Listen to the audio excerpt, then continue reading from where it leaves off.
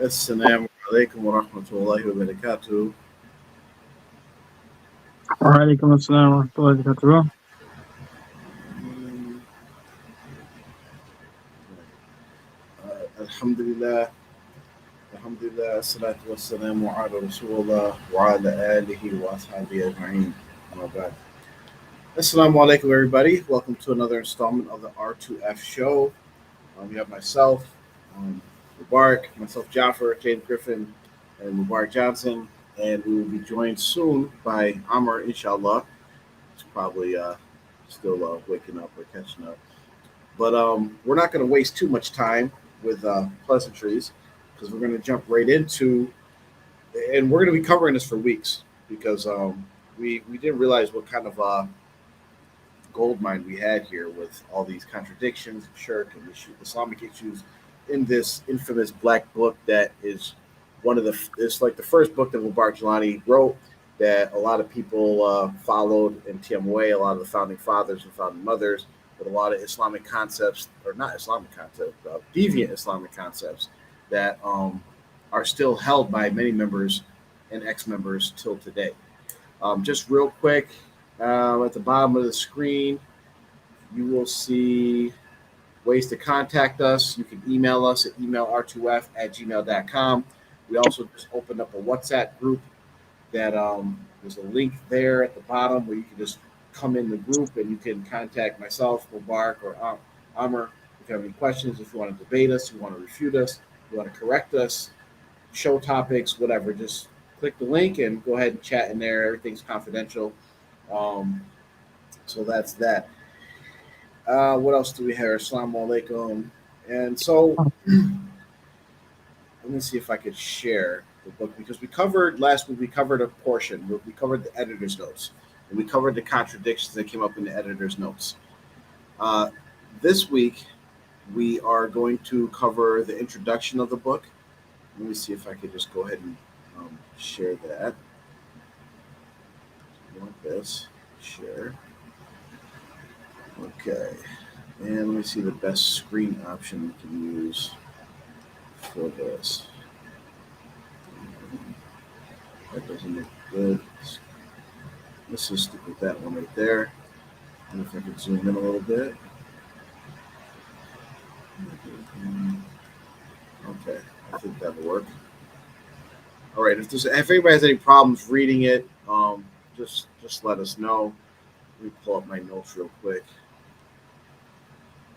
just so we can get started. And again, if you have any observations, any questions, shoot them in the chat. Tonight we are live on YouTube, we are live on Facebook, and we are live on Twitter. So if you have a chat, just go ahead and throw them in the chat. Any observations, any questions, put them in the chat. We're gonna try to be very deliberate in covering this. We don't want to miss any detail.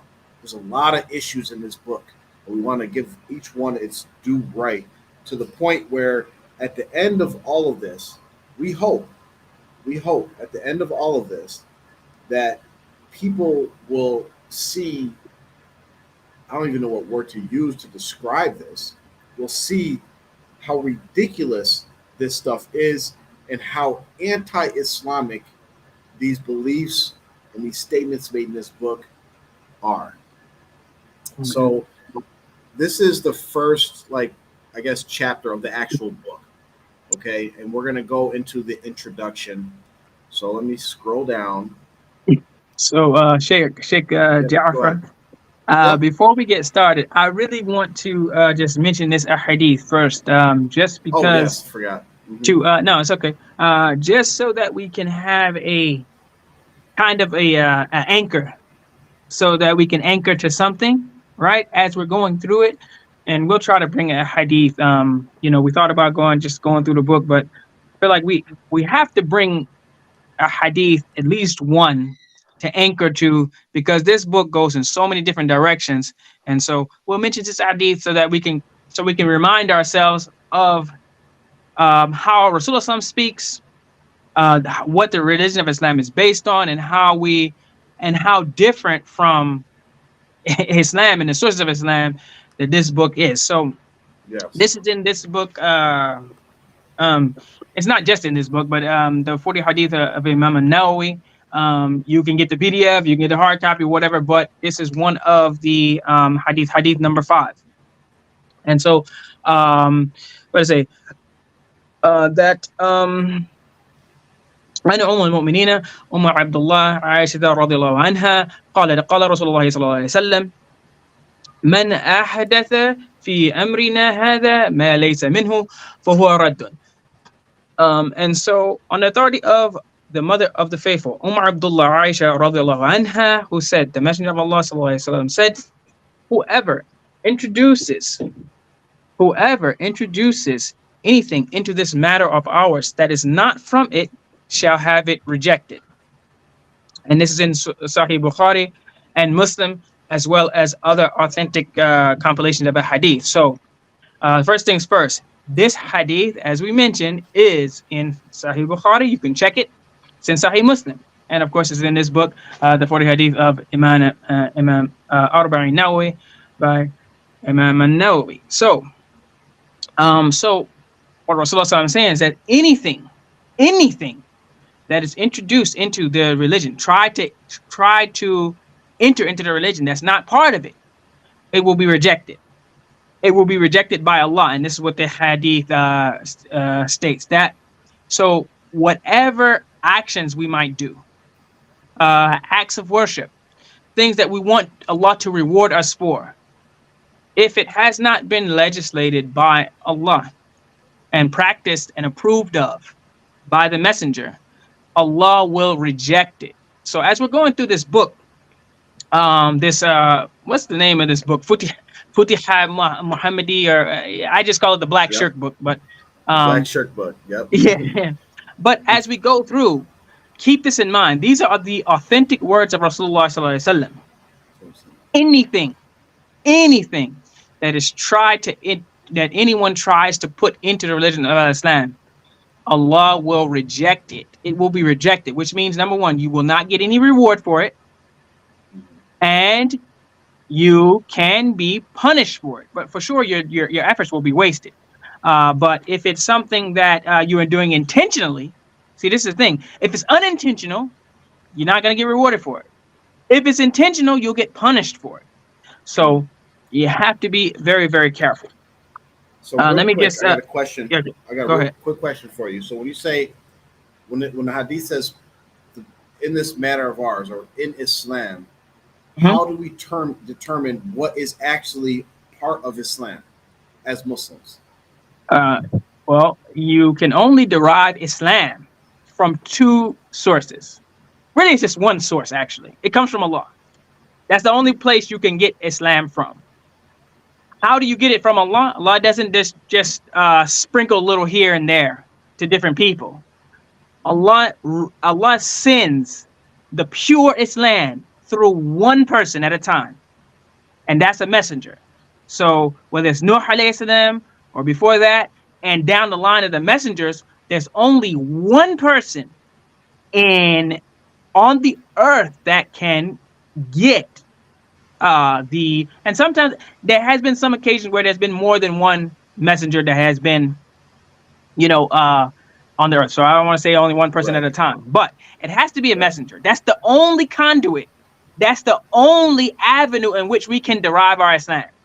So Allah, it comes from Allah only. Allah only sends His Islam, the religion of Allah, through the messenger. That's it. It doesn't get like extra stuff. Doesn't get sent to saints, or we don't have dreams and then think, okay, this is part of Islam. None of that. The only way you can definitively say this is part of Islam, you read it or you saw it in the book of Allah, which has been preserved, or the messenger who Allah sent during your time. You can't say, well, during the time of Musa or during the time of Noah. That all that is canceled unless it is in accordance with what Rasulullah has come with.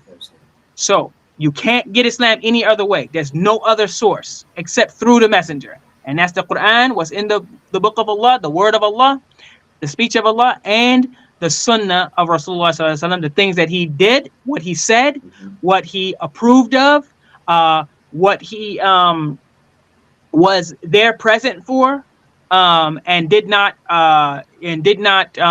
reprimand the Sahaba for or allow them to do it, which is tacit approval. Those are the only ways. Anything else cannot be claimed to be part of Islam. Uh, and so that's how you base it. You can't do it any other way, and Allah knows best. Interesting. So one thing I want before we actually get into it, because this question is going to lead into one of the only. It's not even a defense, but I guess you could call it flailings of people who try to defend this stuff.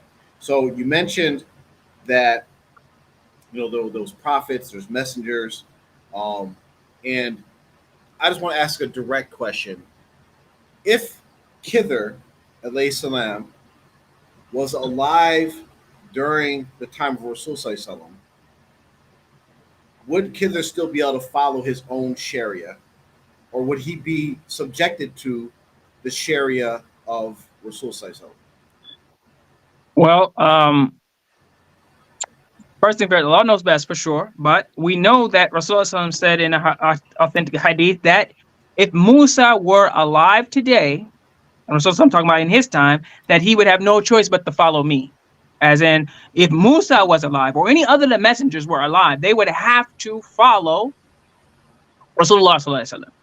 So, if we look at that hadith, then we can say that Khadr alayhi salam, as people say Khidr, okay, but Khadr would he would fall under the same category as Musa, because Khadr was not necessarily above Musa as far as rankings of the messengers of the prophets, and Khidr alayhi salam was a prophet. He wasn't just some they want to say just a saint or something. He was a prophet, okay, but he had some knowledge that was different, and that hadith, the authentic hadith in the tafsir of that, because for some reason people like to mention the story of Musa and Khidr, but they never go into the tafsir and look at it. And so Khidr alayhi salam actually says to Musa, you have some knowledge that I don't have, and I have some knowledge that you don't have, but our knowledge all put together is insignificant compared to the knowledge of Allah. So Khidr was operating in a different, on a different mission, on a different plane, doing some different stuff than Musa alayhi salam was. But we know that Rasulullah sallallahu alaihi wasallam, when he's on the scene, okay, there is no other there is no other avenue except through him, even if you're a messenger. So Rasulullah explained that clearly. So if we look at that hadith, I think it is safe to say that even if Khidr alayhi salam was alive during the time of Rasulullah or alive right now, he would be bound 100% by the Sharia that was completed during the lifetime of Rasulullah sallallahu alaihi wasallam. And of course, Allah knows best. Okay, so let's get right into it. So this is the first chapter. They call it book one, or Mubarak Jalani calls it book one, the life of life. And here's the sections. We have the introduction. We have the hidden treasure. The secret of secrets. Qasida Gauzia, the secret of who. Risala Ruhi, or epistle of soul. And the Abiyat, or quadruplets of Hadrat Sultan Bahu. And this is all by Sheikh Saeed Mubarak Ali Jalani. So we're going to go right into the introduction. And we're going to, and just so you know, anybody can challenge us. This is the actual book. It's straight scanned copies of the pages. We put our head around here just in case people take the PDF and try to promote it more. That let everybody who reads it that this is actually a deviant book, that they should not take anything from it. Right off the bat, he starts off with ayats from the Holy Quran, with no commentary or anything. But one thing that you should notice is that there's certain signs of scholarship, and you can see this very clearly with Mubarak Jalani, that he doesn't even provide the ayat references of these ayats that he put in here, which is not often like a big giant issue. But when people put Quran or Hadith in their books, they put the references. This is ayat so and so of surah, whatever. This is Hadith from this compilation, etc. Okay, so that's the first part. When we get right to page 5, okay, and this is page 5, and I don't have the program where I can highlight stuff, so you guys have to just read through it, and you're not going to have time to read the whole thing. But we're going to cover just a few things. And the first thing I wanted to point out, and this is going to come into play later on when we're talking about the Rasala Ruhi. So this first sentence, Allah says, Allah, thou art, or not Allah, Barjalani says, Allah, thou art the king, and none other than thou art worthy of worship. Thou art my master. Okay? That word master is very key, and the fact that Mubarak Jalani in his writing, as he should, is anything that is referring to Allah, he is capitalizing. Allah, thou, king, thou, master, thy. So when you go through this book and when you see different references to certain things towards Allah, and you see that they're capitalizing the word, someone can't go back and then say, oh, he's not talking about Allah here. And I mean, I'll kind of spill the beans. When we get to Rasala Ruhi, you'll see that he refers to Allah as master. But we're going to get to that in a few weeks. Did you have anything to add from anything else from this page, Mubarak? No, not from this page. I mean, this page is, it's pretty, Yeah. it's probably Pretty. the safest page in the book, probably. Yeah, because actually she's praising Allah. It's like, okay, yeah, you're safe here.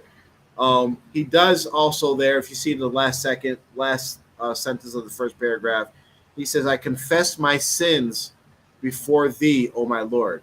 Forgive all my sins, because none can forgive save thee. And I only brought that up because in TMWA there are some people who believe that Mubarak Jalani is sinless, that he's a perfect murshid, that he does not make any mistakes, that he does not commit any sins, which here himself he is confessing that he has plenty of sins and he's confessing them before Allah. So let's go to the next page. And again, if you have any questions, if you guys had the time to review this beforehand, and there's anything you noticed, type them right into the chat, and we will try to address it, inshallah. So on page 6, this is like where he gets into the whole Seven Sultan thing, I believe. Where is it on the page?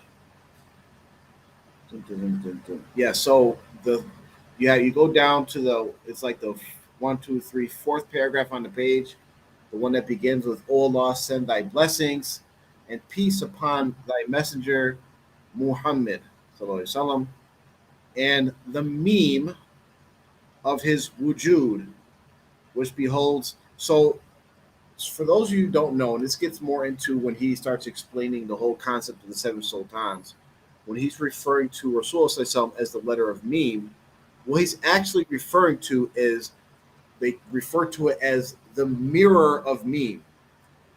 In layman's terms, what that is saying is Rasulullah is the mirror of Allah. And when you look into a mirror, what do you see? You see the same exact thing that you yourself, right? So they're, in other words, they're saying Rasulullah is the duplicate of Allah, which is Shirk. There's nothing to Allah.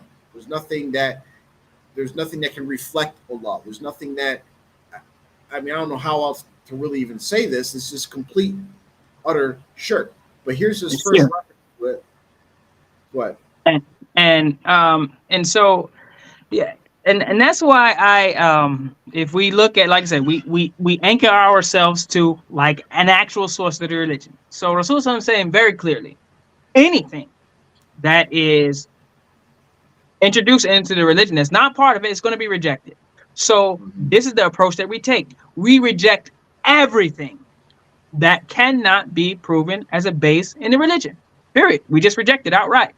So when he says in this paragraph, "O Allah, send thy blessings and peace upon thy messenger Muhammad sallallahu alaihi wasallam," and the meme, the Arabic letter in the name of the last messenger of his wajud, his being, which beholds secrets of thy ahdiyat. Now, I don't know, and well, please correct me if I'm wrong. Someone can call in. I'm sure I'll hear about it.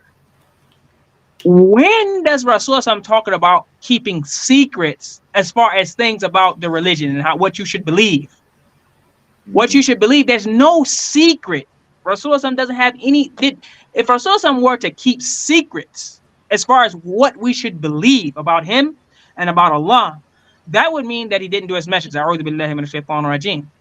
he didn't complete his task. His task was to show us every single thing we needed to know, we needed to do, Yes. what we needed to believe as to get as close to Allah as possible. So the very fact that he's talking about which beholds a secret of that ahdiyat beyond oneness, something which is only beheld and cannot be defined or described. So the only thing that you can't necessarily define or describe, except for what Allah has described of himself, which you can describe Allah in the attributes that he gave for himself. Yep. But if this the author, and if this is Mubarak Jalani, the author here, um, how does he's saying it can only be beheld and not can be defined or described? That means that you'll never know actually what whether what he's telling you will be right or wrong. You'll never know when you will Hmm. arrive. This is not Islamic. It's Yes. so right here, even if this concept was part of Islam, the next thing that should be there is an ayah from Quran that Hmm. ties this belief and this understanding to it, or a Yes. hadith, an authentic hadith from Rasulullah Sallallahu Alaihi Wasallam. These two things are needed. This concept is not part of Islam, and based on what we know about Islam, it's like which beholds the secret of ahadiyat, whatever that means.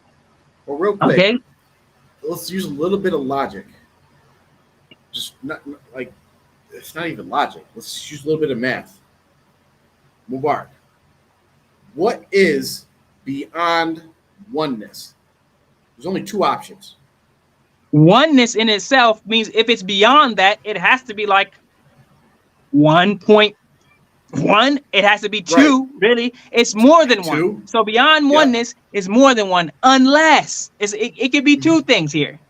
Yep. It could be a duplicate, Hmm. or beyond oneness could maybe mean that there was the one, and then a second one became or joined. Hmm. I mean, that's only two. Yep. Both are shirk. Both are Yes. shirk. Exactly. What's the proof? قل هو الله أحد الله Right. الصمد لم يلد ولم يولد ولم يكن له كفوا أحد. That's it. If you Yes. know that surah, we don't even need to do the translation. Everybody knows. Everybody No, knows. there's only one. There's Yep. no one else. No one can become part of Allah. Allah says, "Laysa kamithlihi shay." Nothing's like him. No one would be able to even approach Allah in that way. This is shirk to even talk like there's some way that you could possibly become one with Allah. Yep. Okay? And so if someone wants to say, well, you don't understand, bring the proof, bring the authentic hadith, bring the ayah from Quran. If you bring it from any other source, as we said, the only way that you can introduce something into Islam, it has to come through Allah and the messenger that he sent for you at this time. That's it. You can Yep. see these people that want to use Musa and Khidr, you can't even use that. You can't even use that and it doesn't support them in any way, but you can't even use it because Musa and Khidr, that was an event that Quran detailed, but Rasulullah has laid out everything that we should believe and what we should do in our actions, and everything that's halal, haram, everything is there. Otherwise, Yep. you would be saying that Rasulullah didn't do his job. So this here in itself, in this paragraph, this is shirk. And to believe it, to believe it is to believe in shirk. And if Yep. anyone can say otherwise, then they need to bring the proof. The burden of proof is on the ones claiming that this is part of Islam. Yep. And that's the thing. It's like right there, and you have to pay attention to the words. It may sound pretty, it may sound nice, it may sound deep, but sometimes just things that may sound like that, when you actually listen to what's being said, it's absolutely rubbish. beyond oneness. Like where I said, it's either multiple or you become part of that one single thing, which means when we're talking about Allah, either you become Allah or there's multiple Allahs, or the other option is there's no Allah. So you're either an atheist or a mushrik if you believe that there's something beyond oneness when it comes to Allah.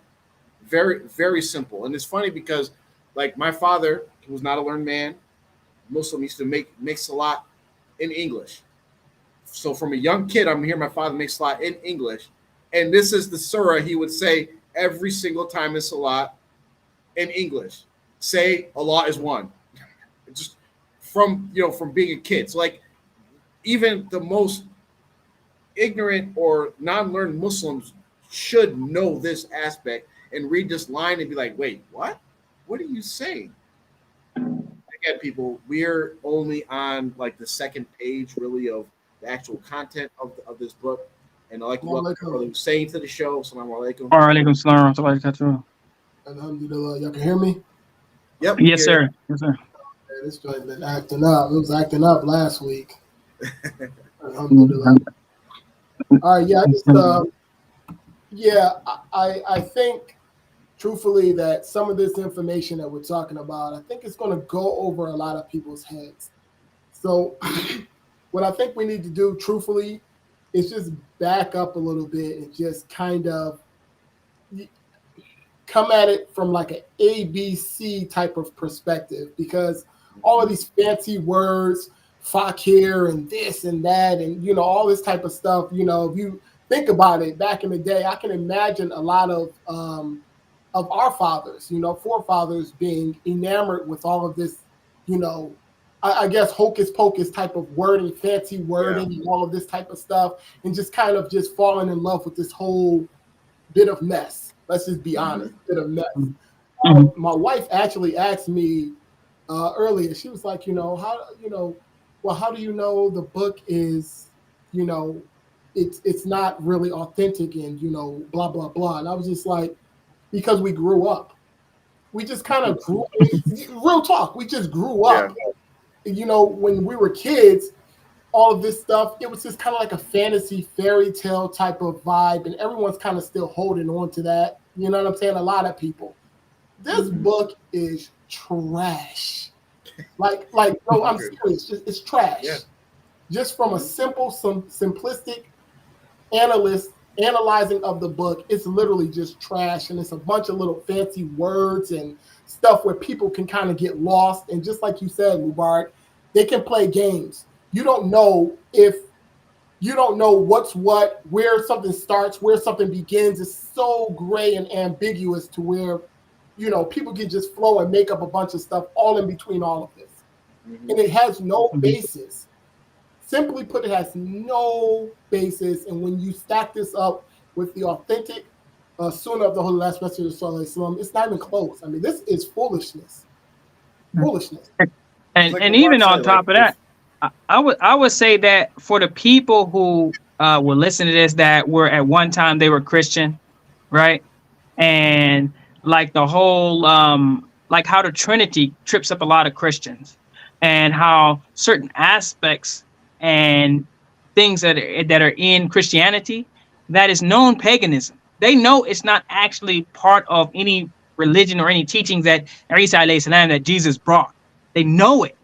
But it feels good, and it has like this, it's like romanticized, and they, it's like that they're so caught up in it.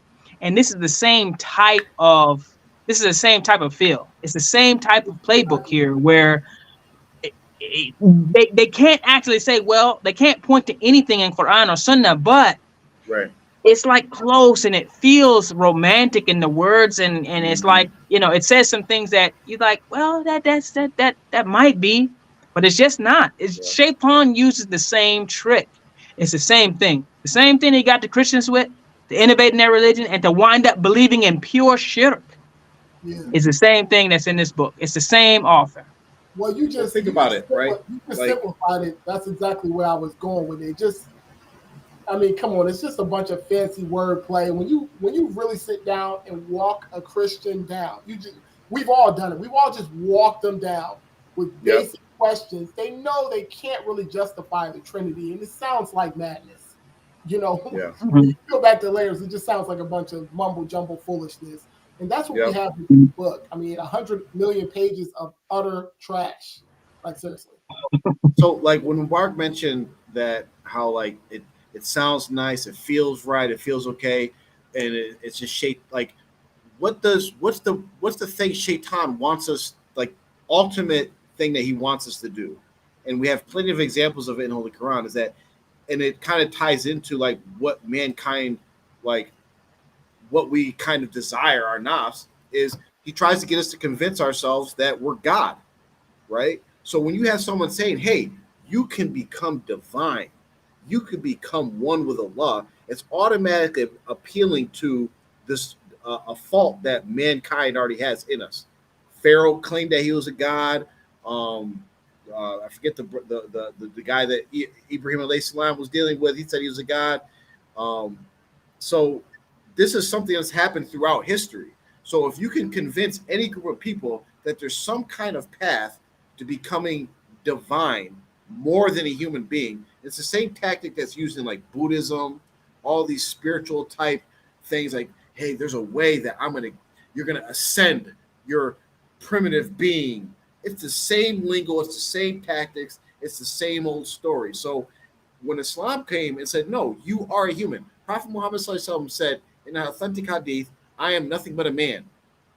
Allah says it in the Quran, you are bashar, you are a human being. And I've had a couple of things that during the time of the pagans, it's actually in the Quran. They were like, why didn't you send us like an angel or something else to guide us? And Allah's like, no, I sent you a man so that you can like get the correct guidance from a human being like yourselves, right? But now you have someone coming 1400. I mean, it's nothing new, but another person along the chain of people have done the same thing 1400 years later and saying, you know what? You could become more than a man. Bull crap. Well, I've spoken to a couple of older brothers, and I'm literally not joking. I don't want to be funny or nothing. I'm trying to be serious, but they were dead serious. They was arguing me down. They was literally getting furious and saying that Mubarak Galani was more than a man.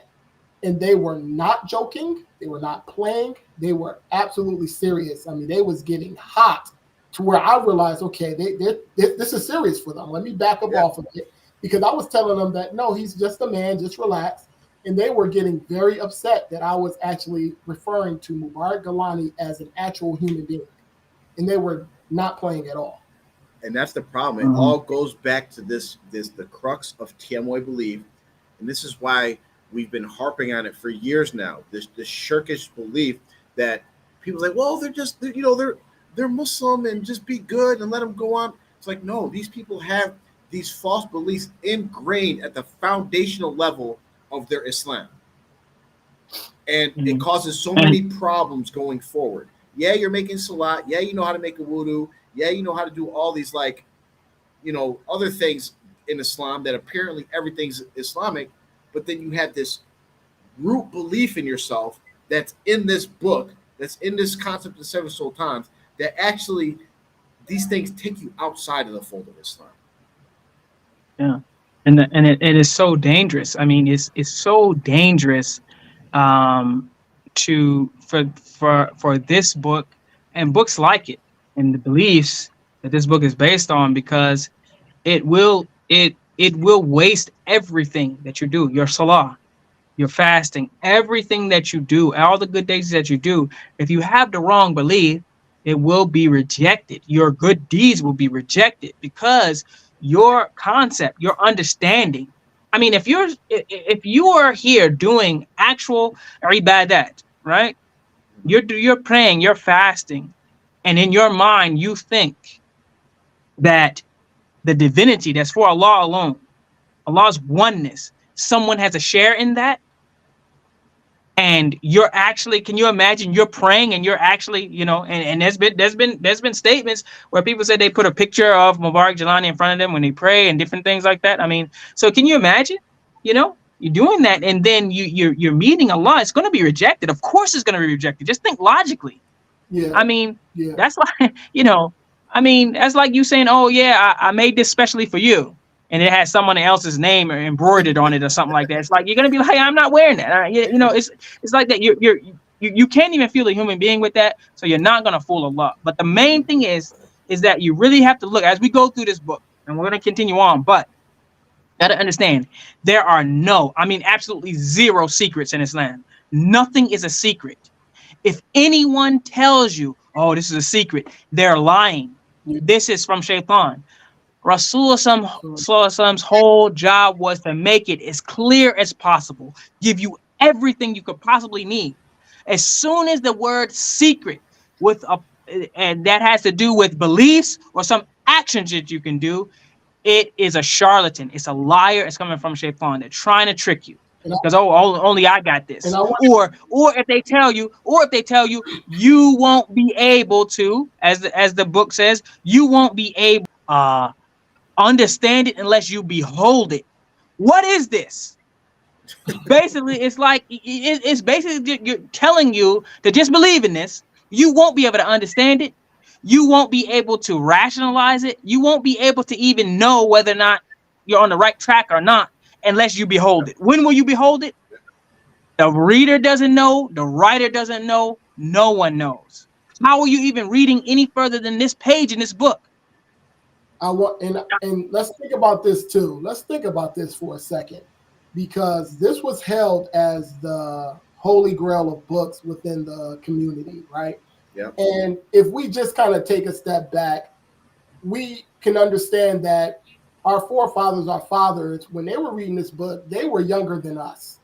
They may have been younger than us. Yeah. So they were they were. They were quite impressionable. You feel what I'm saying? They enamored by this guy, and they must have read this book and really clung onto it.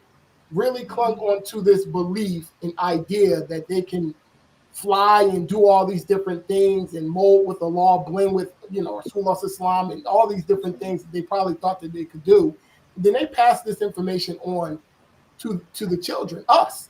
You know what I'm saying? And we kind of grew up like, we heard about the book, we was forbidden to read the book without permission, or all this other stuff was going to happen. But just think about that. Our fathers read these books. They believed in Mubarak Galani. They really thought he was that guy. They thought he could fly and do all these special things. They took all of this information in for real, like seriously talking about. And now they're really still holding on to this. They're holding on to this, and they will not relinquish it no matter how foolish this book is, no matter how much it contradicts the Holy Last Messenger Sallallahu Alaihi Wasallam, it contradicts the law. They're holding on to this, and they're trying any way possible to try to make it make sense. When I challenged my father with this book, alhamdulillah, he just submitted, surrendered, and just admitted that he was just on the Kool-Aid. He didn't put up no resistance. Alhamdulillah, I came in there with my sword, my shield. I was ready for battle, and we was about to duke it out about this book. Alhamdulillah, he just admitted and humbled himself and just was like, saying, I was, he said whatever he said. We had a talk. And that made me respect my father and appreciate him more. You feel what I'm saying? Because at the end of the day, we're all human beings. We're going to make mistakes. Things happen. But you try to grow and you try to learn from that. You don't just keep on holding on to this foolishness. No, seriously. A lot of these older brothers who was teaching this book, believed all this foolishness, was teaching this crap in the retreats and all that stuff. They owe everyone a big, massive apology. And it takes courage to actually do that. Courage. Yeah. So one comment we have real quick is that mentioned that guess the first 5 lines of page 6, guess who else proclaims this? Shiite, Qadiani, other Sufi orders, etc. And they add extra. And that's a good point to make, is that, just there's all types of groups claim the same exact thing, but as Muslims, as Sunni Muslims, the criteria all falls back to, is this in the Holy Quran? Is this in the Sunnah of Rasulullah? Very simple. And if it's not, then you can run away.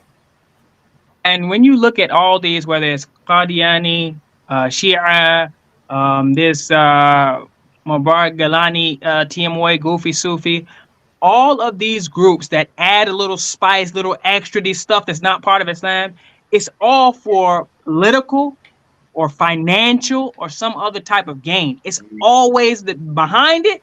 Because listen, Islam, like, you ain't gonna get rich and make money. I mean, you could be wealthy, but you got to do it on your own merit. True Islam, practicing it, preaching it, giving it to other people, you're not gonna get rich. You're not gonna get rich off of it. You're not gonna become powerful and about it. The only way really you can do that is by, you know, fighting in jihad, maybe conquering lands and countries in the name of Allah. You know, but as far as you just being a preacher, you're gonna be poor. But if you can have something exclusive, if you can have something exclusive and you get followers and people like you sprinkling money on you and stuff like that, like what they do, then that's where it comes from. But before we move on this page, I just want to make it very, very clear on this thing where it says that, you know, that Rasulullah, the Arabic letter being a meme and of his wajud, and which beholds a secret of the ahdiyat beyond oneness, something which is only beheld and cannot be defined or described. Anyone who has this book and believes that anything in this book is true, this statement right here, you have to prove it to be part of Islam with some source. Otherwise, you're just negligent. You don't care. You're worse than a Christian, because this is what the Christians do. When you tell them where's this at in the Bible, they, you know, so and so said, or the preacher said, or you know, hey, listen, everything is not in the Bible. You're just like a Christian. We have confirmed sources: Islam, the Quran, and the Sunnah. Find this concept in the sources of Islam. Don't tell me your sheikh said it, because that's not a source. Don't tell me, well, I heard it somewhere. You're lazy and you're negligent. And Allah's going to punish you for it if you run off believing this and you can't tie it. Everything in your life, your whole life is riding on this very concept right now. If you believe this without source. Let me play the other end. Let's go to the other end. And let me ask you, you know, what people always say. Well, this is just a poetic book. This is just a book of poems. It's not meant to be taken literally. Now, a lot of times when we would corner someone with this information, they would run to saying it's a poetic book. You know, it was just someone's passion, someone's dreams. It wasn't really meant to be a literal source. What would your take be on that? What would your response be? It's a very, very, very simple, easy response. And this is a common one they go to. They'll say this about this book. They'll say this about the Risale al-Ruhi. They'll say this about anything. Yeah. One, Islamically, you're not allowed to commit shirk literally, figuratively, or poetically. It doesn't matter. You're not allowed to commit shirk, right? Two, if you're saying it's just a poem, why are you reading it? If you just want to write, like, if it's not a rap, you guys aren't singing it to entertain yourselves. You're reading it for knowledge. You're taking beliefs from it. So if it's just a poem and it has no meaning whatsoever, then what are we even having this discussion for? Yeah. And you're that passionate about a poem? You're that passionate. I mean, literally, you're clinging onto this joint with your molar teeth. I mean, literally, just hanging onto this joint, won't let it go for nothing. For a poem? And doesn't make any sense. To one rhyme. Haven't wanted to one stanza, one verse. This joint is not poetic. It is a hard read. I mean, I mean, as we know. But I want to mention on to like what you said about how if you give me some if you give me the ayat, there's an ayat in the Quran, and it's used to usually talk about how it's easy to memorize the Quran, right? That Allah made the Quran easy. Mubarak, if you can help me out. ولقد يسرنا القرآن للذكر فهل من مدكر. That Allah has made the Quran, يسرنا القرآن, made it easy for it to remember. Basically, this is in Surah Al-Qamar. And this is in one of the tafsir, and one of the explanations of this ayat too, is it also applies to Allah has, and I believe there's another ayat that refers. Basically, what I'm getting at is anybody that says, "Oh, you just don't understand." Allah has made Islam so easy to understand. It's one of the beauties of Islam. There's nothing in Islam that any layman cannot understand. When someone says they don't understand anything, that's usually because they don't have the actual evidence to actually understand something, right? When you get into like inheritance, something like, I don't understand inheritance. Why? Because they actually don't know the evidence. when you actually study Yeah. Islam, there's hardly anything you come across. It's like, this is beyond my comprehension. I don't get it. Yeah. It's not rocket Yeah. And science. It's not like physics. It's none of that. Very easy. Yeah, Allah says this. it's never gonna be something where you are struggling to understand it when it's explained to you. The very fact that this in this book is saying, well, it can't be, you can't it cannot be defined or described. This ain't even Islamic, because even the most intricate things like inheritance law and all that, it can be figured out. Maybe a person may not be smart enough to figure out the formula, which I still challenge a person. They got to be, I mean, as long as you take your time, you can figure it out. But when it's explained to you, right? If I explain to you, your father gets 1/6 of the inheritance, or your 2 daughters gets 2/3 or whatever. That's very easy to know. Once someone tells you this is what you do, the practice of Islam is easy, and now if a person's trying to figure out, different things as far as some fiqh is concerned, maybe there's some intricacies as far as deriving a ruling.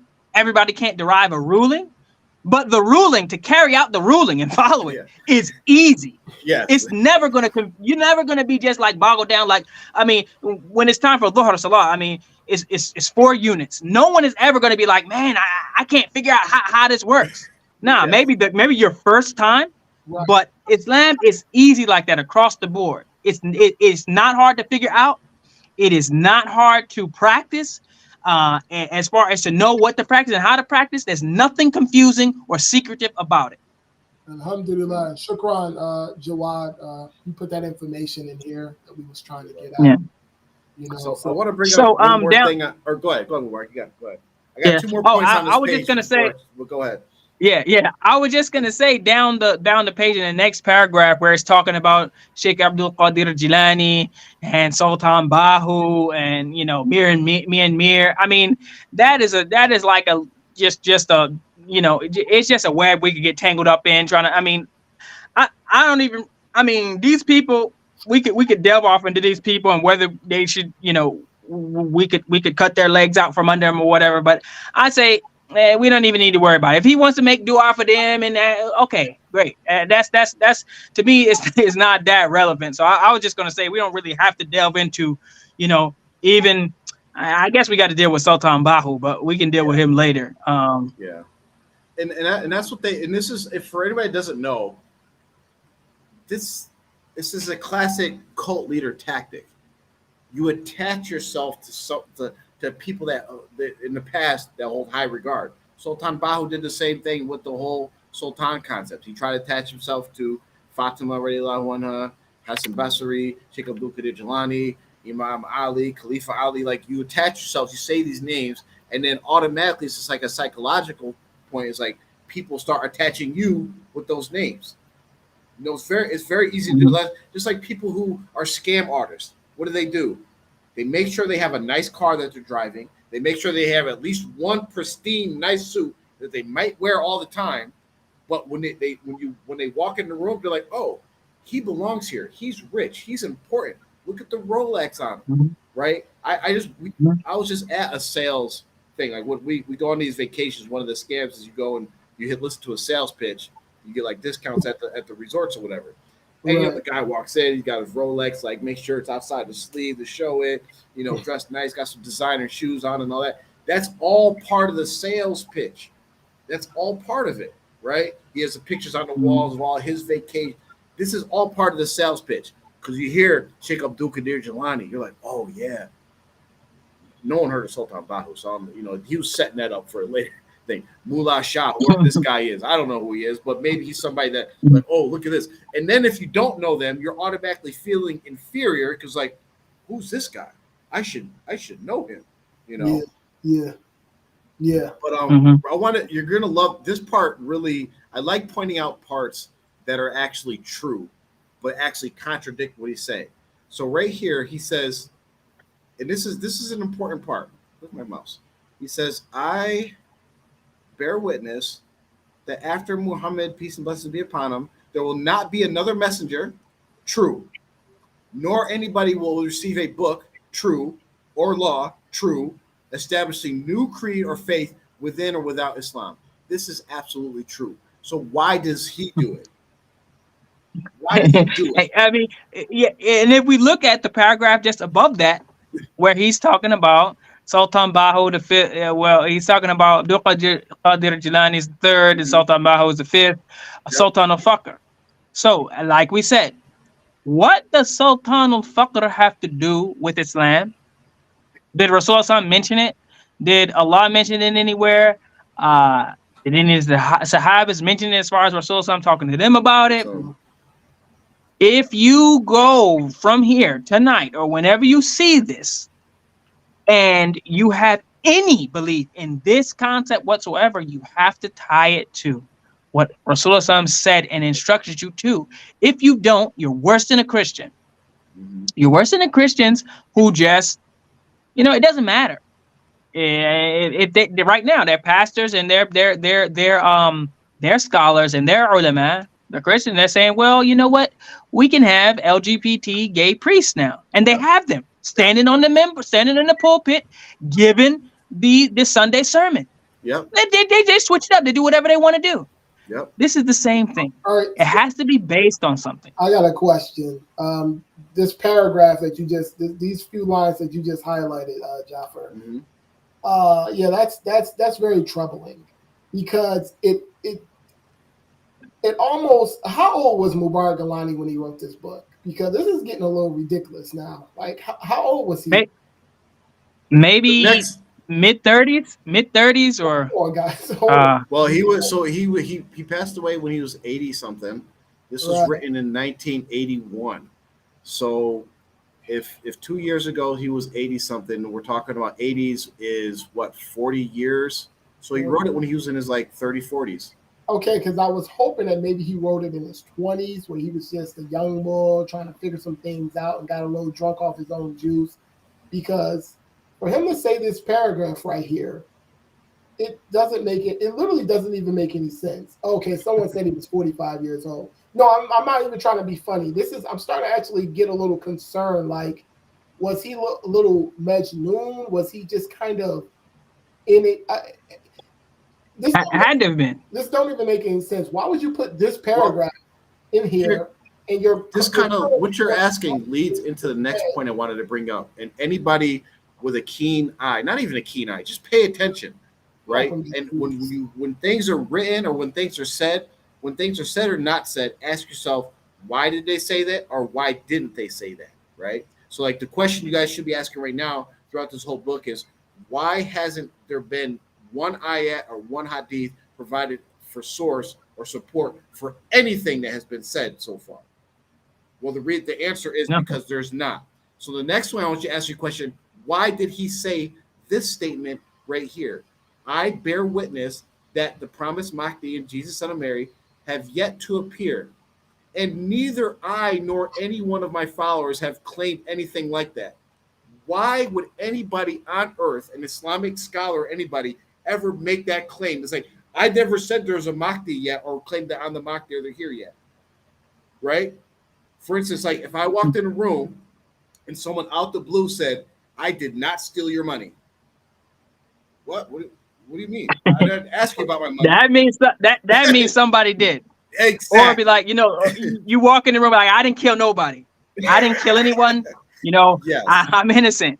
Like, hey, someone obviously has been killed here. And so the thing is, we could actually, we won't, but we could actually stop right here and wrap it up. The case will be closed based on these two statements, because he's saying, I bear witness that after Muhammad sallallahu alaihi wasallam, there will be no other messenger, nor anybody will receive a book or law establish a new creed or faith within or without Islam. So he's saying that it will nothing new.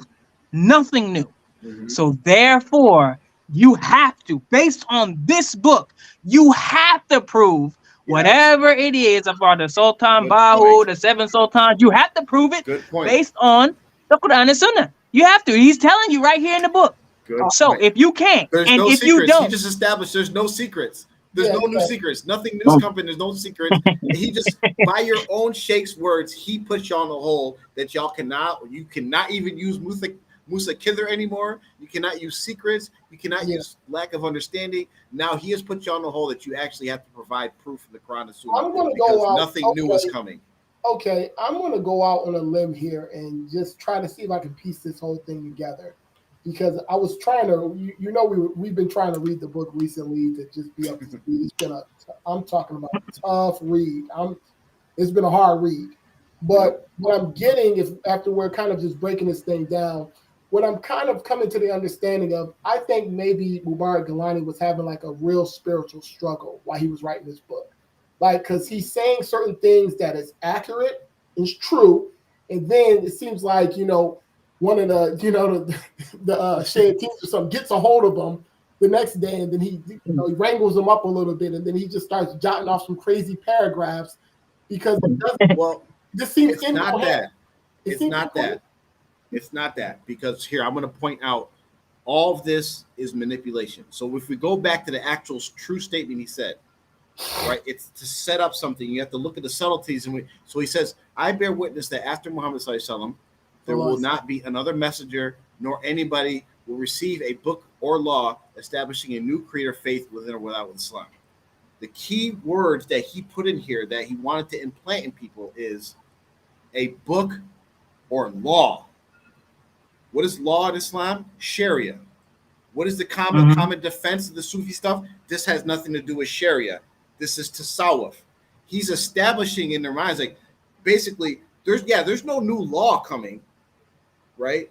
But the stuff I'm going to talk about is going to deal with tasawwuf, spiritualism, but law is something different, right? Because right after this, he goes right into, what does he talk about? Ilham, inspiration to the saints and the Sufis and all these different, he goes right into it. That was all set up to let them know, like, what I'm saying is legit, because I'm not talking about Sharia. I'm not saying I got a new Quran. I'm not saying I'm a new messenger, where I'm not claiming to be the Mahdi. I'm not claiming to be Isa alayhi salam, right? I'm basically claiming I am a saint, that I got ilham.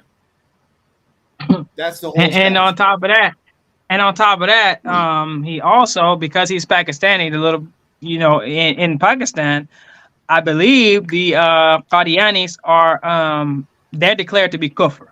Yes. Like the Qadianis. So like as far as the state is concerned, they're like, these people ain't Muslim. Yeah. And so that's one thing. The Qadianis say that there's a messenger after Rasulullah. Yes. And they have some weird things. So this is also him establishing that I ain't no Qadiani either. He's trying to, because back then in 1981, the Qadianis probably was getting fired up. They were probably I'm pretty sure that they was like they could not openly claim and talk about their beliefs. So that's another thing. Also, where he's saying that he's bearing witness that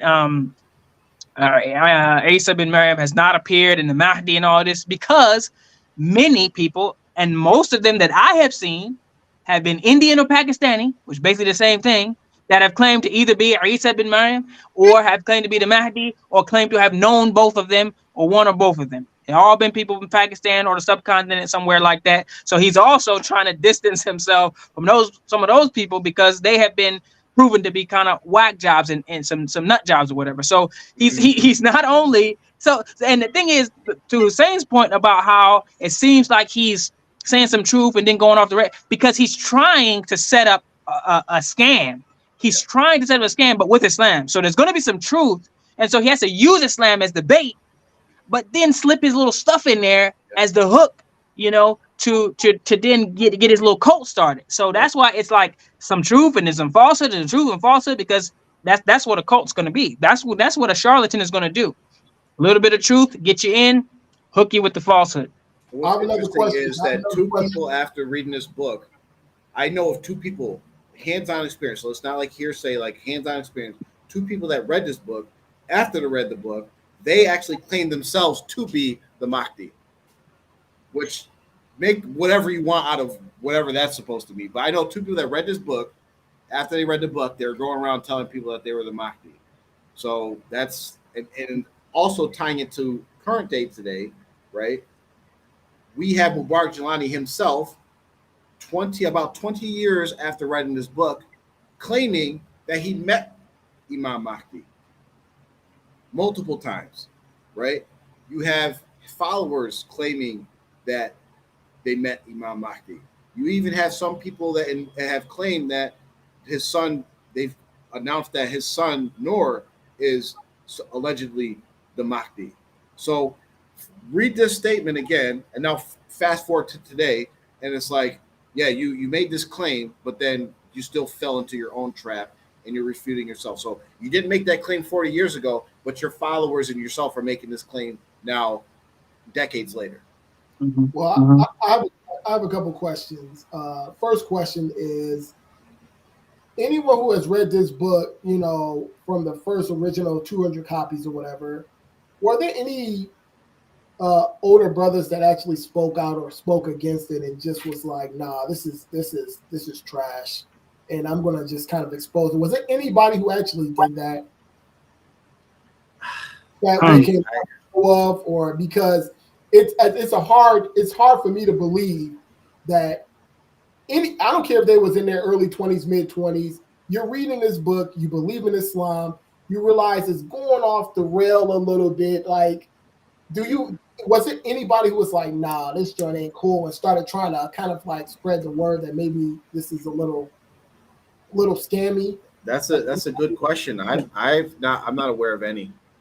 The only thing that I know of is one time my father was telling me about a brother who kind of was on the scene when Jelani first kind of showed up, and I quoted to my dad. I know he's gonna say I misquoted him, but basically, the guy thought himself as kind of like a big shot, and instead of following Jelani, he took the book and the concepts or whatever and started his own joint and started running his own kind of cult joint. That's what he said. He took the product and started his own. Yeah. He just was like, you know what, I'm gonna do this joint. And actually, because I was mentioning that there was a guy whose account was in the book and then got taken out. Yeah. And you're saying that was one of the people, like in the first book, I guess, he had an account or whatever in there about his dreams or his, mushahada, or whatever you want to call it. And then it was taken out afterwards. And the reason why is because he stopped following Jelani and started doing his own thing and started his own joint. How big of a red flag is that, right? Yeah. Like, how big is it? It's like, if this is like one of the claims that we're going to have to wrap up a little bit. So if you have any questions, type them in the chat. Uncle Abdulaziz said that there were people, and maybe we could chat about that in the room and kind of maybe get some more information on people that actually did refute and like what happened when they did refute that. But just to go back to what Mark said about there's two accounts. This book, one of the big sections of the book is documentation of these holy experiences that the followers of Mubarak Jelani allegedly had, right? They don't call them dreams, they call them mushahadas. Basically, miraculous experiences, right, with going to the courts of Rasulullah, seeing Allah, talking to Allah, talking to Rasulullah, et cetera, et cetera. And part of this book is him explaining and justifying how this is actually true, right? It basically sums up to like they were receiving ilham, right? Divine inspiration. So if what these people experienced was true and came from Allah and was divine inspiration, right? You would, no matter what happened to that person afterwards, you would not remove it and say, I don't want people to know about it now, right? Because in a perfect example of this is like, because when something is true, you don't hide it. Because there's plenty of, there's several instances in the Holy Quran where Allah is like chastising Rasulullah. As Muslims, if we wanted to, like, say we were trying to hide it and we wanted, because like we would, like, oh, let's get rid of any of those ayat that like paint, that could possibly paint Rasulullah in a negative light. Let's just get rid of those, right? That would be a clear red flag that will, like, obviously they're trying to hide something. It's not true. Like, for instance, like when we're talking to Islamophobes, the stuff they bring up, oh, he married Aisha, she was 9. We don't hide it. It's in hadiths documented for thousands of years. All these different things that we like, oh, wait, we don't want people to find out about that. Let's get rid of it. How many different things can we point to in Islam where we tell the absolute truth because we believe it to be true and it's from Allah and it's going to provide guidance no matter what happened after that? When you have a book that says, oh, all this is true, well, you know what? Oh, that guy doesn't believe in me no more. Let's get rid of his account. Yeah. How many? I Get wonder rid how of the many book. people Yeah. of these documentations, and maybe Uncle Abdul Adim and Uncle MJ and any of the older brothers can help us with this. Out of all these narrations in this book, how many of these people today actually still follow Mubarak Jalani? I would like to have those numbers to see, like, okay, 9 out of these 10 of these people don't follow him anymore. Yeah, I would go further and say how many people right now even really hang on to this book? Like how many people would dare to present this book, you know, let's say like at the retreat or something, they start reading out of this book. I don't think it would happen. I think the cat's out the hat. I actually think too that Mubarak Galani probably realized that this book was real sketchy, so he started trying to put some little stipulations. Oh, don't read it, or you'll get possessed, and kind of like spooking people, or saying, oh, you need permission.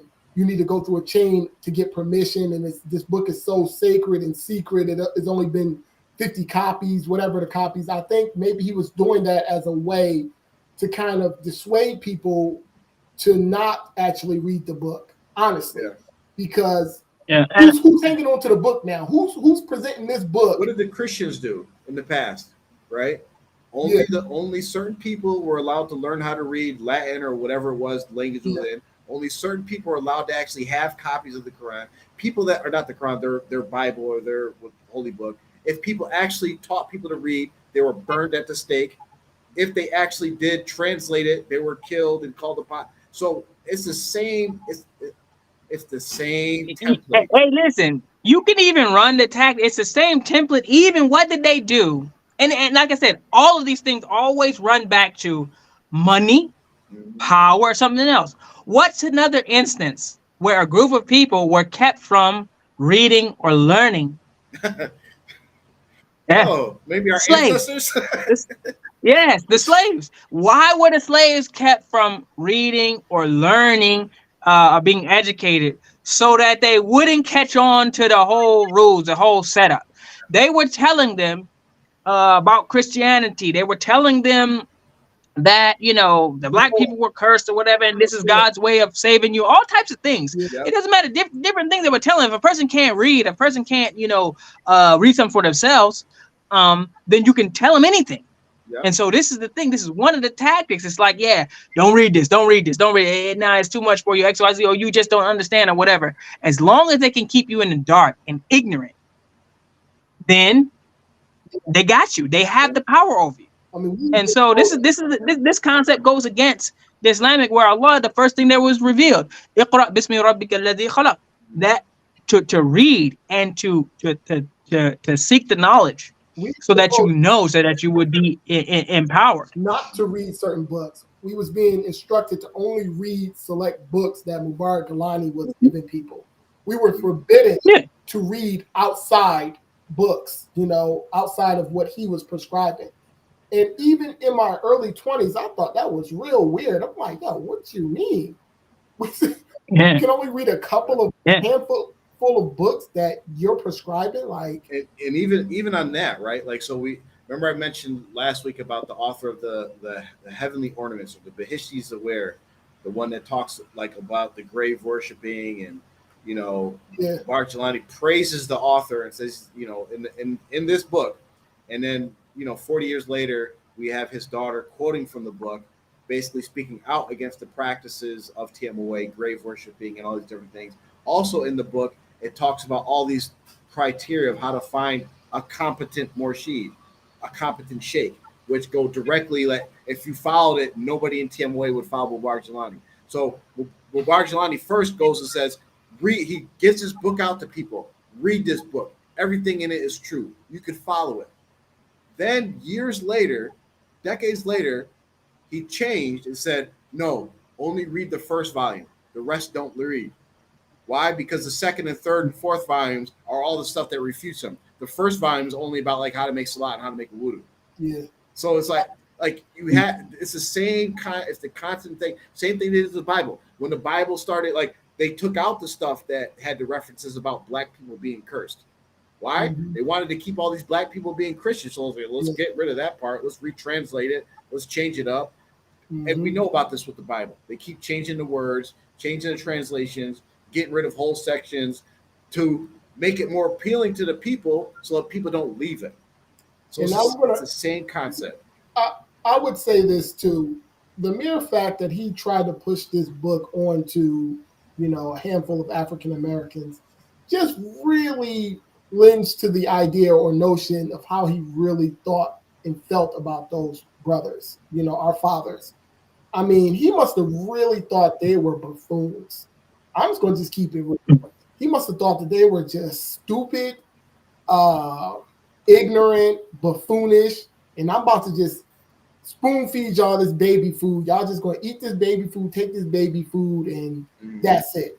And literally, truth be told, that's literally what happened, and here we are. Yeah. So, and the thing is, it's a couple of things at play though, because when you sometimes when you start doing stuff and it works, you start feeling yourself. right, So he probably was like, let me see if I can do a little, because you got to remember, Jelani was part of the other Sufi group, right? And then if you look at it, that joint is a little, they running the scan, they running their own scan. But then if you look like, there's a certain type of person, it's always like, you know what, man, it's just like you working for someone who running a business, right? Yeah. And it's like, I'm gonna start my own business. That's what he did. It's like it's just the story of life, basically. He was in a scam called, once he realized, man, this joint is kind of a scam. I can do this myself. So he was going around trying to find, a little spy. I heard he like went to the UK and some other places. But the thing is, he started out, on one tip, but once he started rolling, he just started feeling himself more and more. And again, this is not a dig to our forefathers or anything like that. It really isn't. I mean, you guys was in your early 20s or whatever. Things happen. And they had the new Shahada zeal, like let's want to soak up everything. So we know what was going on during that time in the 60s anyway, with the whole, the Black Revolution and all this type of stuff. And we know what was going on. So I feel like they were vulnerable. This is what I honestly think. I feel like they were very vulnerable and just got taken advantage of. The real beef I don't even have beef with that, because we all get caught up. We all get caught in the fall, hoodwinked or whatever, you know what I'm saying, or caught up. When you come out of those type of situations, Allah subhanahu wa ta'ala gives you the ability to see further down the road. You can see now. You understand and acknowledge, okay, these are the mistakes I made. This happened. I was teaching my kids this. I was teaching my children that, my wife this. Summon some courage. Have some courage about what where you're going with the whole situation, and try to correct it. You cover a bad deed with a good deed. If you commit a bad deed, you follow that up with a good deed or something greater. You feel what I'm saying? So that, maybe Allah subhanahu wa ta'ala might wash that away and bless, your intentions. I don't understand why these guys 30 years, 40 years later, gray in their beard. Okay, y'all got caught up when y'all was in your early 20s or whatever. Y'all have gray in y'all beard now. Y'all know. Y'all are in the twilight years of your life. Knock it off. You feel what I'm saying? Do the right things. Stop being stop being cowards. Stop being cowards. Do the right thing. Admit the truth. Admit the truth to your families. That's what you should be doing. Because you're not going to present this book. You wouldn't dare read this book to them. You wouldn't do it. None of y'all would do it. Yep. Y'all got the books. Exactly. The book's still hidden. 40 years later, y'all still hiding the book. Come on. Yeah. And we're gonna wrap it up here. We went over a little 15 minutes, but alhamdulillah, shukran for everybody sticking with us. So we're gonna continue on next week. I'll just some closing statements. Mubarak, if you can close this out with some final thoughts or some ayats. But in the meantime, we're gonna be back again, inshallah, every Thursday.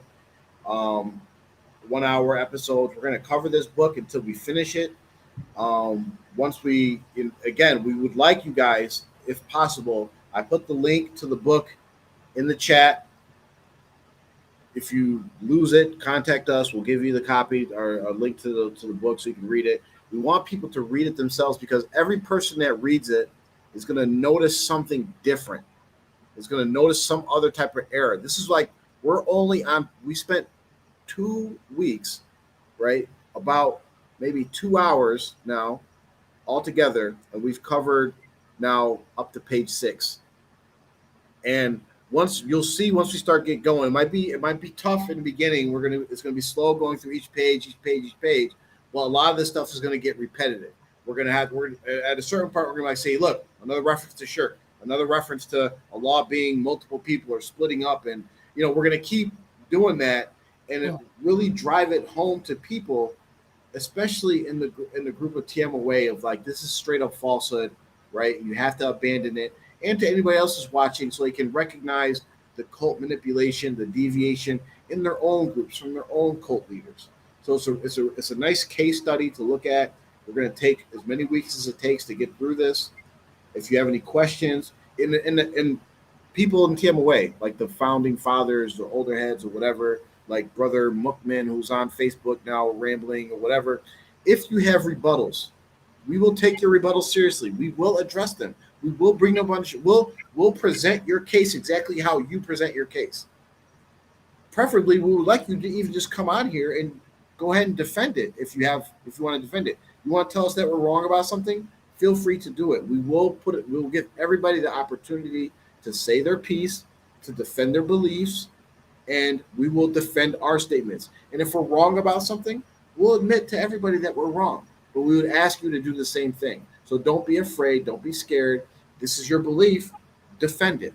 This is the last thing I'm gonna say. I know I've been talking way too much on this episode, but I just get a little passionate about this because it's just ridiculous. It's ridiculous. So it's 80 to 85% of the community doesn't even know about this silly book. Like, really, they don't. If you ask, people, a little bit younger than us, they're not going to know what we're talking about. Futuhat, who? They're not even going to know. They're not even going to know how to pronounce it. I'm serious. They're not going to know how to pronounce it. They're not even going to know what we're talking about. This is specifically, I'm sorry, I'm saying it. This is specifically for a lot of these old head brothers who poison the communities with this foolishness. This is for y'all. And are still doing it. And still doing it. We're talking about y'all. Knock it off. Stop drinking the silly Kool-Aid and stop poisoning the youth. Stop it. Just stop it. Because again, a lot of them, this is going way over their head. A lot of them is not even going to know what we're talking about. That's why I was talking about when I first came in. Real quick, I gotta interrupt you. So Abdul Mukman, see, like you gotta stop playing these childish games. So now you're in here listening to it. You got in late. You'll comment later, where no one's really going to properly respond to you in a comment section. You can comment right now. We'll wait for you. Go ahead. You're on here. You're on here right now. Go ahead and comment. You can even enter. I'll put the link in the chat so you can even come in the room live. You can come on live if you'd like. Like, stop playing these, like this is what we're talking about. These silly games that you guys play. Hold on one second. Put the link in there. Spoiler. I'll stay up a little late for you. Spoiler alert. Yeah. Not about to comment. Nothing. There's a link. Come on in the room. Like, we don't want to read your comments later, and you're not going to say anything. You're going to make some vague references to nothing that has no support of nothing. Like, you got to stop doing this. Let's give him the benefit of the doubt. Maybe he's working late. He was trying to catch the show on time, but he just got in late, and he's just trying to get set up. Maybe he hasn't eaten. He's trying to get some dinner in or whatever, and doesn't have time to be typing or talking or whatever. So, just let us know when you do have time, and we'll try to accommodate, inshallah. Tell you what, let me do the ayahs 26 and 27. And if by then he's ready, we'll deal with it. If not, we'll close out. How about that? That'll work. All right. So Surah Al-Baqarah, ayat number 26 and 27. And so what does Allah say? إن الله لا يستحيي أن يضرب مثلا ما بعوضة فما فوقها. Indeed, Allah is not timid. Allah is not shy to present an example of that of a mosquito or what is even smaller than that. And those who have believed know that it is the truth from their Lord. But as for those who disbelieve, they say, what did Allah intend by this as an example? Is He misleads many thereby and guides many thereby. يُضِلُّ بِهِ كَثِيرًا وَيَهْدِي بِهِ كَثِيرًا. So with the Quran or with these examples, these parables, that people get misguided by them and people believe by them. But Allah gives the qualifier. وَمَا يُضِلُّ بِهِ إِلَّا الْفَاسِقِينَ. That the people that get misled, they even though they have Islam or the Quran or the Sunnah, you know what Allah said, but they still wind up misguided, is because they are fasiqeen. They're defiantly disobedient. And this is an example. People are disobedient. Allah and His Messenger, Allah tells you, Islam has been completed. Rasulullah says anything that is tried, bent, and put into the religion of Al-Islam will be rejected. Don't follow the innovations. Allah tells us this, but what happens? People will go over and over again about this book and about many other things to dealing with this group, TMOA, and they will, instead of obeying Allah and the Messenger and sticking to Islam, they run with these other things, and then they wind up misguided. Even though they might quote, they might, very rarely, they might quote some Quran or fabricated ahadith or something like that. But in particular, Allah uses the example of a mosquito. But what is a mosquito, if we think about it? What does a mosquito do? A mosquito simply lives its life trying to fulfill its desire. It has a desire to eat. Now, how many mosquitoes get smashed, killed, squashed, destroyed, just trying to fulfill their desires? They will land their nose, trying to suck some blood, just oblivious to the reality of the fact that it's extremely dangerous. They don't know, just a mindless mosquito. And what do? They consume and fulfill their desires to the point where they're incapacitated. If you've ever seen a mosquito, when it actually ate its fill completely, they can barely fly. They literally can't move, incapacitated, like bedridden or something, right? So a mosquito, they literally did everything, fulfilled all their desires, and then can't even move, and then they just die. They literally can't even carry themselves. So this is a thing that we have, even Allah used the mosquito, and that's the life of a mosquito. And we should not be like that, to where we just fulfill our desires our whole life to the point where we're basically incapacitated, and we live the ends of our lives basically, I mean, maybe even bedridden, can't even move, can't walk, can't do anything for ourselves until we wind up being killed by anyone who's near us or whatever the case may be. We have examples of that, but I won't go into too much detail on that. But let's pay attention. But what does Allah? Allah even goes further to say about the people who wind up getting misled. And this is some of the characteristics. This is not me saying it. Allah gives some of the characteristics of the people who wind up being misled. The fasiqeen, the defiantly disobedient. What do? الذين ينقضون عهد الله من بعد ميثاقه ويقطعون ما أمر الله به أن يوصل ويفسدون في الأرض أولئك هم الخاسرون. What does Allah say? Those people who break covenants of Allah after contracting it and sever that which Allah has ordered to be joined and cause corruption on the earth, those people are the losers. So when Allah says they break the covenants and sever those things which Allah ordered that they be joined, what do we know for sure that they do? Rasulullah says very clearly, you cannot forsake your brother for more than 3 days. It doesn't matter what you got going on. What do? They sever it. They tell you, don't talk to this person. It doesn't matter if you're your father. It doesn't matter if it's your brother. It doesn't matter who it is. Sever it. They break the family ties. It is a point. It is part of the constitution of TMOA. They break the family ties. And Allah has ordered the family ties to never be broken. It's a major sin. That's a strong point. Allah is giving the exact description of TMOA in this thing. They break the family ties, they break the bonds of brotherhood, they deceive the people, and they cause corruption in the earth. So almost every ayah you can go through, it will pertain to what they are doing. Don't look at it and brush it off. Look at this and say, are we breaking things that Allah has ordered to be upheld? Yes, the answer is 100% yes. If you don't know that you cannot break the family ties, now you know. A person can never forsake their father. They can never do it, or their mother, or their brother. A Muslim's salams are supposed to be returned. These are things that Allah has ordered and His Messenger has given us from Allah of what we should do and how we should conduct ourselves. But these people actually go out of their way and as a standard for their belief and their actions. And it is a standard for you to be part of the group that you have to actually sever the things that Allah ordered to be kept together. So may Allah protect us from that. This is very clear.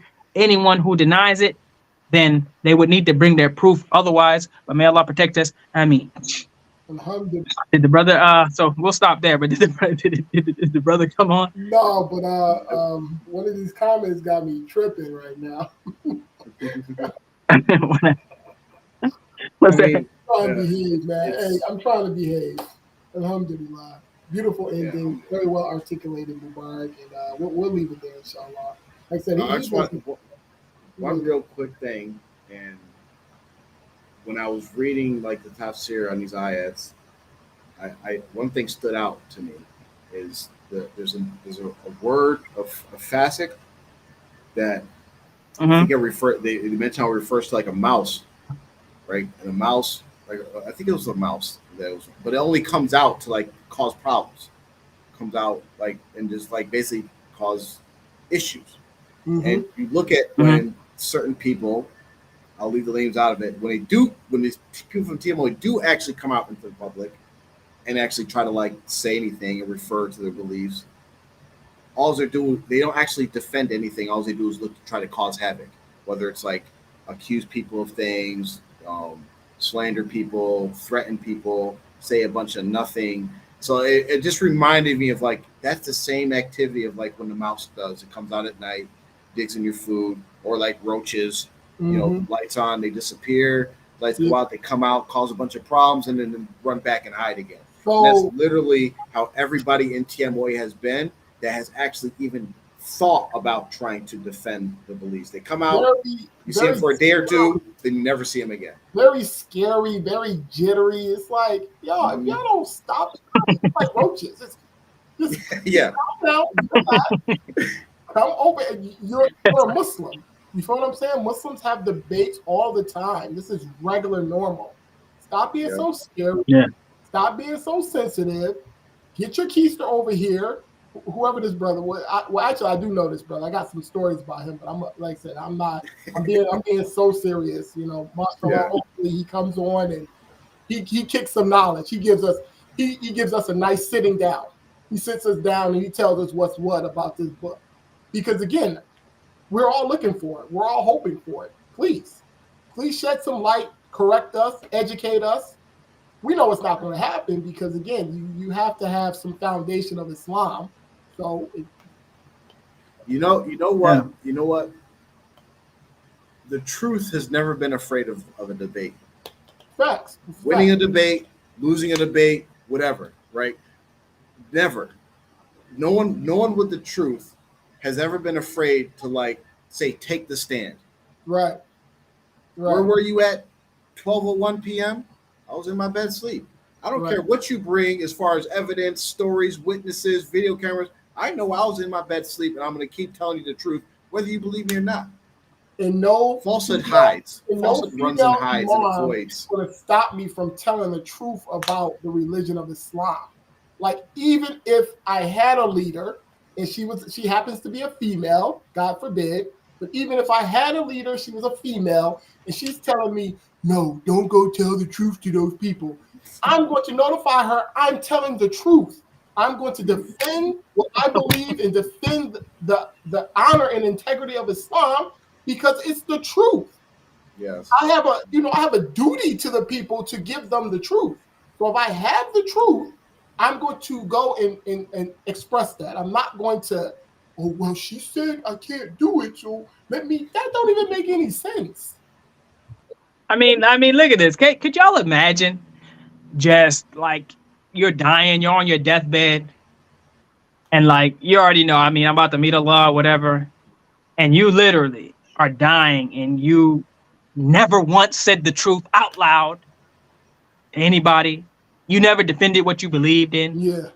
You never told the truth that what you believed in might not be true. You're taking things to your grave that could have helped people to realize what the guidance, or to realize what they were on was falsehood and to correct themselves. You're going to take that to the grave with you? Really? It's scary. The statement of a coward dies 1,000 deaths. Mm. It's, sometimes my wife tells me, she says, you know what? I hear you. She doesn't really know what really all the details of what we would be dealing with. She really doesn't even pay attention. But she's like, man, you seem like these people are angry or whatever. Aren't you scared? Aren't you afraid? I'm like, no, because guess what? I'm going to tell the truth. I'm going to tell you exactly what I believe. And I can sleep like a baby. I don't need to look over my shoulder. If someone wants to fight and kill me or harm me based on me telling the truth, all right, you got me. If you get the drop, you got me. Okay. Then change the truth. Don't try it. You might. Listen. I like it. We do protect ourselves. It ain't gonna be easy out. But if you get me, you get me. But I'm not walking around scared like, if someone questions my beliefs, I'm gonna tell you what I believe. I don't need to prep. I don't need to be prepared.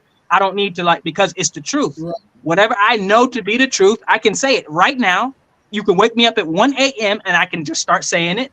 You can catch me at work. You can catch me on the basketball court. You can catch me on the soccer field. It's going to be the same at all times. I don't need to sneak in at the end of the show and be like, hey, I just showing up just, to try to act like, I confronted them dudes. Listen, just the truth is going to actually take care of itself. Yes. But no, we don't need to be scared. But for the cowards, every day a little piece of you has to die inside. Mm-hmm. That you can't even say, Mubarak Jelani is the greatest man ever out loud. You can't even say that. Just come on the show and be like, Mubarak Jelani forever. May my Murshid live forever. Even if you just said that, I would respect it. I respect them more. I respect those Looney Tunes more than these guys who are like, I'm daring anybody. I'm talking about anybody to come on this show and say that Noor is their imam, their leader. Yeah. Anybody do that. I would respect it. I really would. At least they're standing on their beliefs, and that's the thing. If you're gonna stand on what you believe and be able to articulate it, whether you can articulate it well or not, that's another thing. But if someone comes on here and goes toe to toe and explains why this book or whatever, TMOA, female imam, whatever, it's the truth. You got it. And then what does Allah say? He'll be the one to judge between us on Yawm al-Qiyamah, at least. Yes. But to literally just hide in your trailer, your 2-bedroom, 1-bathroom trailer, and just we're the top of the food chain, and we're gonna be. And we was being told that. I know I'm going off. Let me just say this real quick, and then I'll be done. We were told at the 2004 retreat that we were going to be running the United States government, and that we were going to be up in the White House and stuff. You remember that? Y'all remember that? Yes.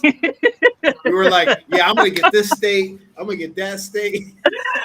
We were told some wild stuff, and we were believing it. Are these dudes still somewhere in their trailer? There's nothing wrong with living in a trailer. I lived in a trailer, okay, but I'm just saying, are you still thinking that you're going to be the leader of the world? Because Jelani said he's dead now. It did not happen. You're still believing it? He was telling you anything. Sneak peek. The same things were said to these people in these books, in this narration, so allegedly by Allah. And we're supposed to tell them, you are going to lead Saudi Arabia. Dude's dead. He ain't leading nothing. It's still in Saudi Arabia. It's not Navidville or whatever. It's Saudi Arabia. It's still Saudi Arabia. It's not TMOA headquarters number 2. It's still Saudi Arabia.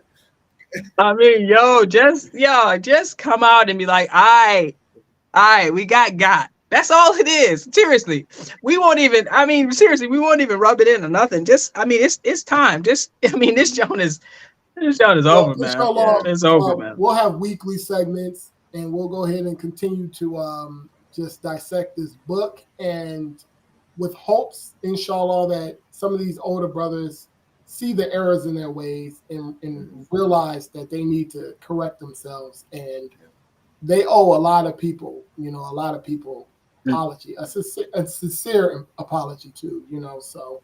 We'll leave it there because y'all about to get me going, man. I'm really trying to Yeah, leave, man.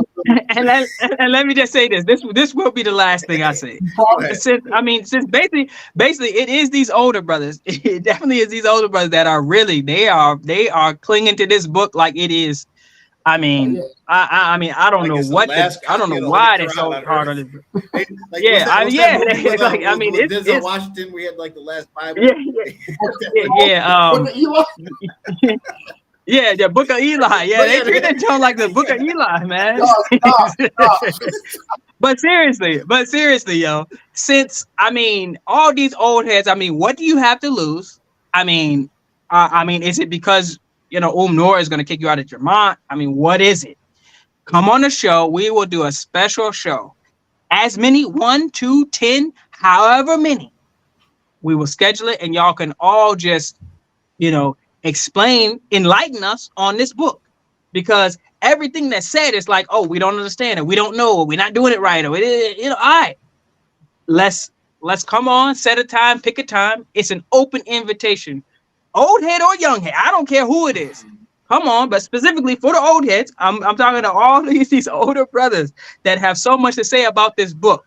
You are cordially invited to come on this show. We will do it any day of the week. I will take off work. We will do it any day of the week. We will sit down and we will discuss this book and try to figure out why it is that we are either misguided about the book or why y'all are misguided about the book.